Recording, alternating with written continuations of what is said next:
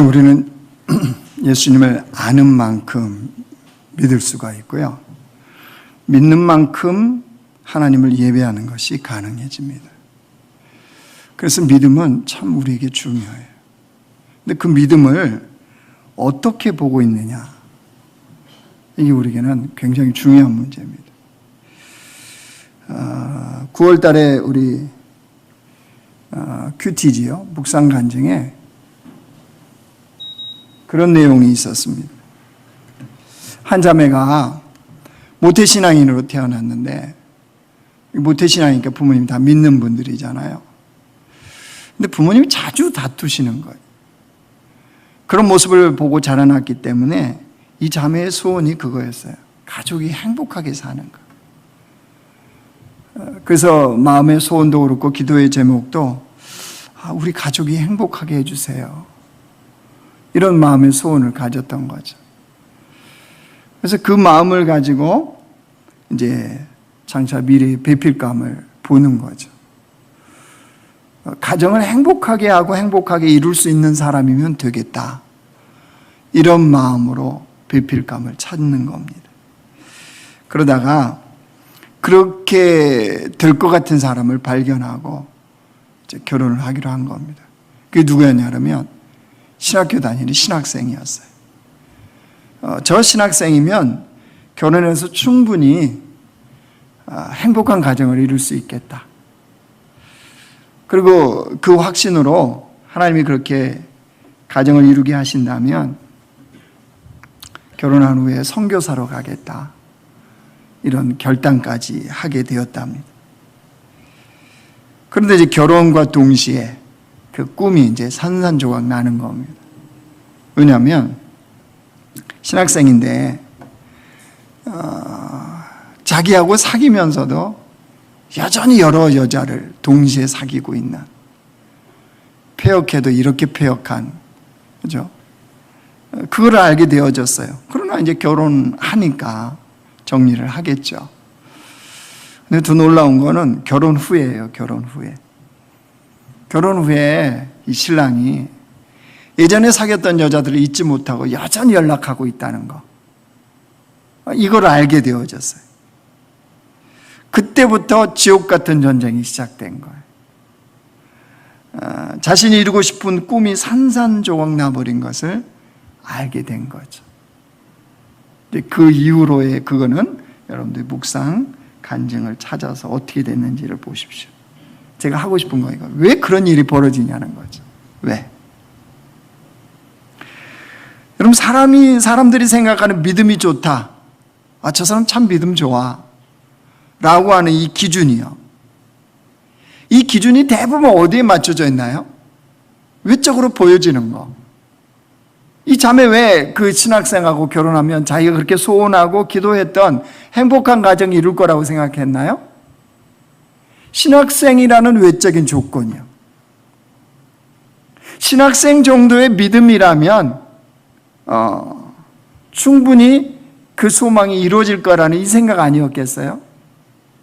그 사람들이 대부분 그 사람을 보는 믿음의 기준들이 다 이런 외적인 것들입니다. 이 집안이 몇 대째 믿음의 가정이었느냐, 그 사람이 어떤 직분을 갖고 있느냐, 또 얼만큼 헌신과 봉사를 잘하느냐, 이런 요소들을 보잖아요. 그래서 대부분 그런 걸 보고 믿음 좋다, 어떻다 이렇게 말하잖아요. 사실 우리의 이 관심이 지나치게 외적으로 보여지는 것에 따라서 믿음이 좋다 안 좋다 이렇게 판단을 한다는 거죠. 근데 뭐 알잖아요. 실상 믿음은 어디에 있는 겁니까? 우리 내면적인 요소거든요. 그 내면적인 요소기 때문에 보여지지 않는 그 내면이 어떠하냐가 사실은 그 사람의 믿음인데, 우리는 보여지는 것만, 물론 내면적인 것이 외적으로 드러나기 합니다. 뭐 다 그게 외적으로 보여지는 게 필요 없다 이런 말이 아니에요. 그런데 실상은 그 내면의 실제적인 요소가 어떠냐가 그 사람의 믿음하고 관련되거든요. 근데 이거를 보지 못하는 우리들의 모습이라는 거죠. 오늘 우리가 본 골로새 교회예요. 이들의 믿음은 어떠했을까요? 5절 한번 보실래요? 이는 내가 육신으로 떠나 있으나 심령으로 너희와 함께 있어 너희가 질서 있게 행함과 그리스도를 믿는 너희 믿음이 굳건한 것을 기쁘게 봄이라.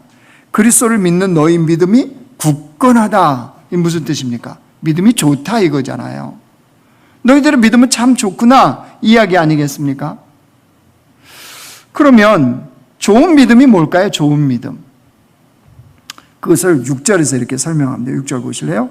그러므로 너희가 그리스도 예수를 주로 받았으니, 그리스도 예수를 주로 받는 거, 이게 믿음이라는 거죠. 여러분, 믿음은 예수님을 주로 받아들이는 겁니다. 즉 다시 말하면요, 예수님을 메시아로 믿는 것, 메시아로 받아들이는 것이 믿음입니다. 이스라엘 백성들 보면 알아요. 그러면 이스라엘 백성들이 오랫동안 메시아를 기다렸잖아요. 그렇게 고대하지 않았습니까? 이유가 있죠. 하나님이 아무것도 아닌 이 백성을 택했잖아요. 택해서 자기의 백성 삼으셨어요. 그러면 이 백성이 하나님은 하나님 되게 믿었으면 좋은데 이스라엘 백성들이 그러지 않았거든요. 그래서 하나님께서 그들을 그냥 내버려 두십니다.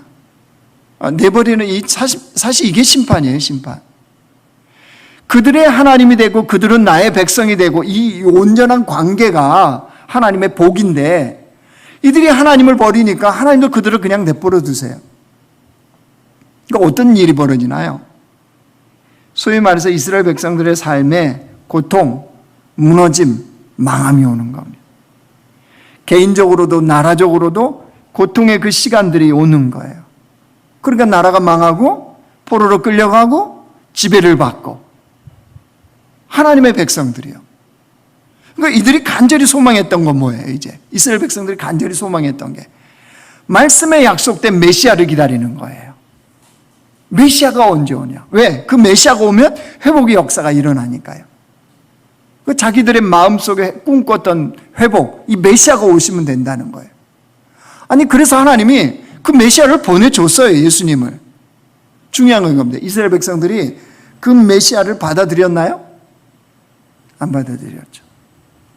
그 메시아를 안 받아들였어요. 여러분, 예수님을 메시아로 믿는다는 건 다른 게 아닙니다. 예수님이 하신 일을요, 전 인격적으로 받아들이는 거예요. 예수님이 하신 일을. 예수님이 뭘 하셨나요? 예수님이 이 땅에 오셔서 보이지 않는 하나님을 보여주셨잖아요. 그죠? 그러면 그 예수님을 믿는 거예요. 그 예수님을 받아들이면 돼요. 예수님이 오셔서 뭘 하셨나요? 하나님 뜻을 알려줬죠. 그러면 그것을 받아들이는 거예요. 이게 믿음이에요. 예수님이 십자가의 지심으로 말미암아 죄를 사해 주셨죠. 그걸 받아들이는 거예요. 그게 예수님을 믿는 거예요. 예수님이 세상을 회복시키십니다. 이것을 받아들이는 것이 예수님을 믿는 겁니다. 그 주님을 화면이 왜 갑자기 뭐가 떠요?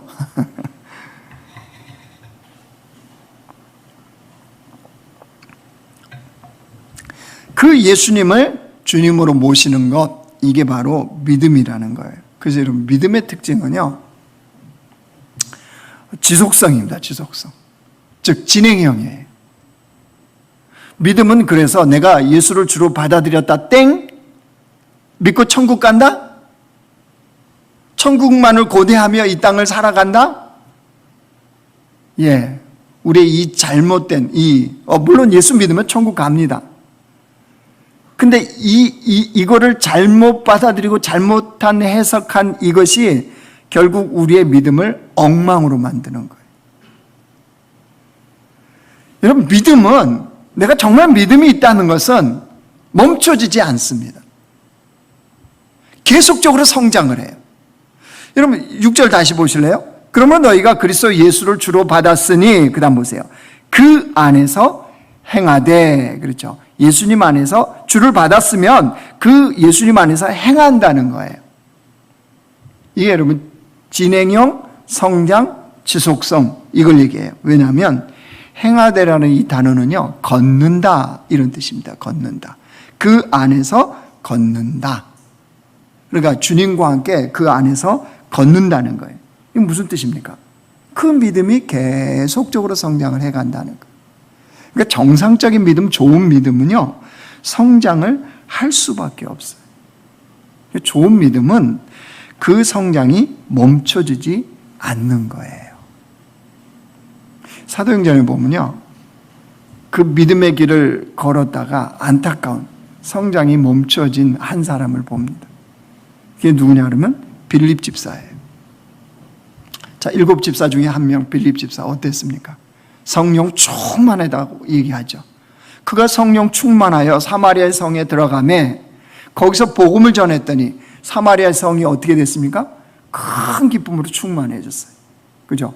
성령에 의해서 복음이 전해지고 그에 따라서 기적이 일어나고 병든 자가 치유되고 귀신이 내어 쫓기고, 소위 말하는 하나님의 나라가 사마리아 성에 임한 거예요. 누구를 통해서? 빌립 집사를 통해서요. 얼마나 그 믿음이 신실하고 좋았는지 그렇게 엄청난 역사를 이루고 있는데 성령이 갑자기 빌립 집사를 광야로 이끌어 가세요. 거기에 순종해요, 빌립 집사가. 아니, 사역이 어마어마하게 이루어지고 있는데 광야로 가라, 누가 갑니까? 안 가죠. 근데 빌립 집사는 순종을 해요. 거기서 누구를 만나나요? 에티오피아에서 온 관리대시 있잖아요. 그 사람을 만나죠. 그 사람은 왜 예루살렘에 오나요? 말씀에 대한 갈급함이에요. 그 갈급함으로 온 그 에티오피아 내시를 하나님이 그냥 보내지 않잖아요. 빌립 집사를 통해서 그 복음의 말씀을 그에게 전하게 하세요. 그래서 그 말씀에 충만을 받아서 누가요? 이 에티오피아에서 온 내시가 돌아가잖아요. 여러분, 이 모든 과정의 여정을 보십시오. 빌립 집사의 믿음이 얼마나 좋았는지 알게 되죠. 그런데요, 그 빌립 집사가 이제 시간의 여정을 거치면서 가이사라는 지역에 이제 정착을 해요. 거기서 살게 된단 말이에요. 하나님이요, 놀라운 빌립 집사에게 복을 줬습니다. 나중에 여러분 사도행전 한번 보시면 거기 이제 빌립 집사 집에 이제 거한다고 그러는데 집이 이게 작은 집이 아니에요. 하나님이 복을 허락하셔서 정말 엄청난 큰 집에 거해요. 어떻게 아느냐 그러면 사도 바울이 이제 예루살렘으로 3차 전도 여행을 마치고 예루살렘으로 갈 때 가이사라의 빌립 집사의 집에 거해요. 거기 머무는 거예요. 여러분, 방 한 칸이라면 거기 가겠습니까? 그만큼 하나님이 복을 부으셔서 빌립 집사가 거기에 가이사라에 정착해서 산단 말이에요. 문제는 이거예요. 사도 바울이 3차 전도 여행을 하다가 하나님의 뜻을 깨달아요. 마지막 이제 로마에 가서 복음을 전하는 거. 자기 인생의 여정의 마지막에 로마에 복음을 전하고 이제 그쳐야 된다는 걸 알게 되어져요. 그래서 사도 바울이 3차 전도 여행을요, 급히 이제 마무리를 해요. 그게 어디냐면 예루살렘까지 가서 전도 여행 보고를 하고 이제 로마로 가고자 하는 거예요. 그러니까 여정이 굉장히 분주했어요. 그 여정 중에 가이사라에 들리는 거예요. 근데 이미 성령께서는 사도 바울에게 얘기해요. 뭐라고요? 네가 예루살렘에 올라가면 환난과 핍박이 기다린다. 바울도 알고 있어요. 또 이 가이사라의 빌립 집사 집에 거했을 때 아가보라는 선지자가 와요. 그랬고 그 이띠의 임자가 예루살렘에 가면 환난과 핍박과 결박이 있다는 걸 또 알려줘요. 자, 여러분 생각해 보세요. 하나님이 지금 사도 바울이 이끌어가고 계시잖아요. 그렇죠? 주의 나라를 이루기 위한. 그러면 예루살렘에 올라가면 너 환난, 핍박, 결박이 있다. 이거 왜 말씀해 주셨겠어요? 그만 가라 이제? 도망쳐라? 이거 아니잖아요. 그렇죠? 이게 사실 하나님이 사도 바울을 격려하는 거예요. 격려. 환난, 핍박, 결박 있어. 그래 괜찮아. 내가 함께 하는 거야. 내가 결국 승리하게 하는 거야. 복음의 역사는 결코 멈춰지지 않아. 이 말씀이거든요. 그러니까 사실 격려의 말씀인 거예요. 그래서 바울의 그 길을 막지를 못하는 거죠. 그런데 이 가이사라의 빌립 집사의 집에 거할 때요, 아가보 선지자가 그렇게 예언하면서 만류를 하거든요. 근데 그때 빌립 집사의 행동이 있어요. 자, 사도행전 21장 한번 보여주실래요? 자, 우리 같이 한번 읽을래요? 시작. 우리가 그 말을 듣고 그곳 사람들과 더불어 바울에게 예루살렘으로 올라가지 말라 권하니. 올라가지 마소서. 만류를 하는 거죠. 아니 좀 띄워보세요 말씀이요. 인간적인 그거 말고 이거 오늘 찬양 굉장히 하고 싶으신가 보네. 일단 신나게 할게요. 걱정하지 마세요. 적용 찬양이 막 벌써 나오고 그러네요. 인간적으로는 만류하는 거 참 좋죠. 정서적으로는. 그런데 보십시오. 예루살렘에 올라가지 말라 권하니, 이거는 하나님의 뜻과 성령의 역사를 방해하는 거죠. 너무 인간적인 것을 치우친 거죠. 근데 이걸 누가 했냐면요, 우리가 그랬죠. 우리가. 여러분 여기서 우리가는 누구냐 그러면요, 그렇게 예언했던 아가보 선지자, 그 다음에 빌립 집사의 그 두 딸도 예언한다 그랬잖아요. 그렇죠? 그 딸, 그 다음에 빌립 집사까지 포함된 거예요. 그러니까 다른 사람은 다 내버려 두고요, 여러분 빌립 집사만 보자 말이에요. 지금 뭘 못 깨닫고 있는 거죠? 하나님의 역사를 못 깨닫는 거죠. 성령이 사도 바울을 지금 이끌어가고 있다는 것을 못 깨닫는 영적 무감각 상태가 온 거예요. 왜 그렇게 했어요? 빌립 집사의 믿음이 멈춰진 거예요. 성장이 멈춰진 거예요. 여러분 좋은 믿음은 진행한다 그랬잖아요. 성장한다 그랬잖아요. 왜? 주님을 더 알아가니까요. 주님과 더 가까워지니까. 안 그렇겠어요? 근데 빌립 집사가 그 상태에 머물러. 옛날 같았으면 있을 수도 없죠. 사마리아 성에서 그렇게 복음을 전하고 성령의 이끄심에 따라서 그 행했던, 순종했던 빌립 집사를 생각하면 있을 수도 없는 일이죠. 근데 여러분 이게 우리에게도 얼마든지 일어날 수 있다는 사실이에요. 우리의 믿음이 멈춰져 버리면, 성장이 멈춰져 버리면 이 모습으로 드러나요. 그러니까 우리 그렇잖아요. 마음속으로 우리가 생각하는 게, 나 옛날에 참 믿음 좋았는데, 그때는 주님을 위해서 내가 목숨도 드릴 것 같았는데, 그때는 주님과 함께 동행했는데.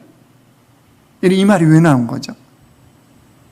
이런 말들이 왜 나옵니까? 멈춰져 있다는 거예요. 가이사랴에 머물면서 멈춰버린 그 영적인 감각도 무디어져 버린 빌립 집사와 같은 모습인 거죠. 여러분 그러면 믿음이 계속적으로 우리가 성장하고요, 그런 좋은 믿음의 사람이 되는 방법이 뭐냐 말이에요. 그러지 않기 위해서요. 그래서 7절이 있는 거예요. 7절 보십시오. 그 안에 뿌리를 박으며 세움을 받아 교훈을 받은 대로 믿음에 굳게 서서 감사함을 넘치게 하라. 믿음에 굳게 서라. 믿음에 굳게 서 있다는 게 뭐예요? 좋은 믿음의 사람으로, 좋은 믿음의 교회로 그렇게 되어져라는 거잖아요. 그렇게 되기 위해서 앞에 이제 그게 있는 거예요. 앞에가 그 안에 뿌리를 박으며 세움을 받아. 예수님 안에 뿌리를 내리는 삶이 되어야 된다는 거예요. 가이사랴에 거하는 게 뭐가 잘못됐습니까? 큰 집에 사는 게 뭐가 잘못됐습니까? 하나님 주신 평안을 누리는 게 뭐가 잘못됐습니까? 근데 뭐가 다른 거예요? 그 뿌리가 주님께로 내려져 있느냐는 거예요. 뿌리가 내려져 있다는 거는요, 그냥 심겨져 끝 이게 아니고, 여러분 나무가 뿌리가 딱 땅에 내려졌다 그러면 어떤 일이 벌어집니까? 나무는 그냥 가만히 있나요? 아니죠. 어떻게 자연에 있습니까? 뿌리를 내리면 뿌리는 자양분을 땅으로부터 끌어올리잖아요. 그렇죠? 그래서 그 뿌리가 땅에 박혀서, 그래서 그게 온전하게 살아있다는 것이 뭘로 들어갑니까? 봄이 되면 새순이 나고 꽃이 피고 열매가 맺고 나무에 가지가 자라나고, 그죠? 그래서 나무가 풍성해지잖아요. 키가 커지고. 이와 같다는 거예요. 가이사랴에 머문 것 자체가 문제가 아니에요. 큰 집에 사는 게 문제가 아니라는 거예요. 삶의 그 자양분이 예수님으로부터 오고 있느냐는 거예요. 예수 믿는 우리가 내 삶의 자양분이 지금 예수님으로부터, 즉 예수님께 뿌리를 내려서 거기로부터 삶의 자양분이 내게 오고 있느냐는 거예요. 지금 내 그 생각 예수님으로부터 온 거냐는 거예요. 그 마음 예수님으로부터 온 거냐는 거예요. 그 목표 예수님으로부터 온 거냐는 거예요. 여러분, 이게 되어지고 있다면 그게 바로 좋은 믿음이라는 거예요.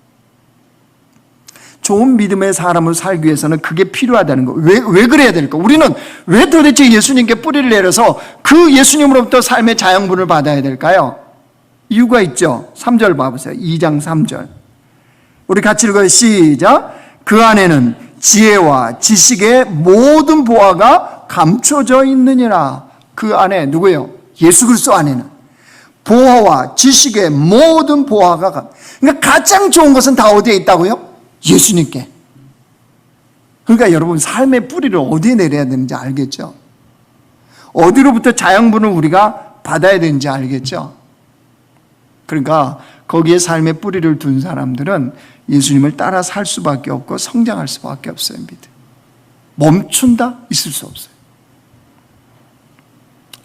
그러니까 여러분, 우리의 믿음을 잘 살펴보셔야 돼요. 1부 때도 말씀드렸는데 그 설교가 갑자기 생각이 났어요. 그 여자 가수가 불렀다. 아 옛날이요. 아시죠? 제가 뭐 부를 수도 없잖아요. 아 옛날이요. 지난 시절 다시 올 수. 우리 믿음 아 옛날이요. 그러면 안 돼요. 설교 준비하면서요. 나의 믿음, 저의 믿음에 대해서 한번 생각해 봤어요. 뭐 여전히 부족하고 여전히 예수님을 알아가고 있습니다. 근데 옛날에 그런 생각이 그런 믿음, 저는 그게 신실한 믿음이라고 생각했던 적이 있어요. 뭐냐면 4살짜리 어린아이 같은 믿음이요.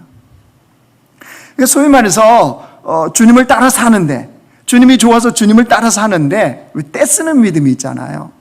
애들이 엄마 아빠가 분명하니까 떼쓰잖아요. 장난감 사달라고 떼쓰고 막 뒹굴잖아요. 그죠? 엄마 아빠 아닌 아저씨한테 그러나요? 아저씨한테 절대 안 그러죠. 엄마 아빠이기 때문에 그렇잖아요. 저희 믿음도 그럴 때가 있었더라고. 소위 말해서 주님께 내 인생을 드리고 주님을 따라 살겠습니다. 주님 말씀하시면 내가 순종하겠습니다. 이 마음을 가지고 주께 때를 쓰는 거예요. 뭐를요? 하나님, 저 안 쓰면 주님만 손해예요. 어떻게 보면 굉장한 믿음 같은데 이게 때 쓰는 믿음이더라고. 안 쓰면 뭐가 주님이 손해예요. 신앙이 성장하면서 보니까 주님 손에 날 거 하나 없어요. 그러니까 그때 믿음은 소위 내가 뭔가 하면 주님께 어마어마하게 도움이 되고 하나님의 영광에 뭔가 어마어마한 것이 나타날 거라는 소위 그 안전 착각에 떼쓰는 믿음이었어요. 깨닫고 보니까요, 아니요. 하나님이 날 써주시는 것이, 주님의 영광에 동참한다는 이 사실 자체가 어마어마한 일인 거죠. 그걸 깨닫지 못하면요, 하나님께 떼쓰는 거예요. 주님이 기도 들어주셔야죠. 주님이 일을 이루셔야죠. 하나님 나를 위해서 이거 이루셔야 되는 거 아니에요? 이랬던 믿음이더라고요. 그런데 아니요. 하나님은 하나님 스스로 그 영광이 충만하세요. 우리가 오늘 예배한다고 해서 하나님의 영광이 더해지고 안 더해지고가 아니에요. 아무도 예배하지 않아도 하나님은 하나님 본질 그 자체로 영광이 충만하세요. 그런데 거기에 우리를 예배자로 부르시는 거는요, 우리가 그 예배에 동참한다는 이 사실 자체가 영광인 거예요.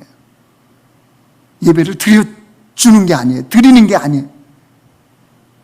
그 부르심에 예배한다는 사실 자체가 말로 할 수 없는 영광이라는 거예요. 그럼 그걸 깨닫고 나니까요, 제 믿음이 얼마나 부끄러운 믿음이었는지를 그때 그 믿음이 알게 되어졌어요. 여러분, 우리가 좋은 믿음의 사람으로 주 앞에 성장할 때 주님을 제대로 알 수 있고요, 주님을 제대로 알아야 주님을 제대로 예배하는 게 가능해져요. 자, 그렇다면 좋은 믿음으로 성장하기 위한 성장의 지속성, 멈추지 않는 믿음의 사람으로 우리가 살기 위한 적용이요, 분명히 기억하십시오. 주님을 아는 만큼 예배할 수 있어요. 아는 만큼이요. 나의 예배가 왜 그러냐 하면 주님을 모르기 때문이에요.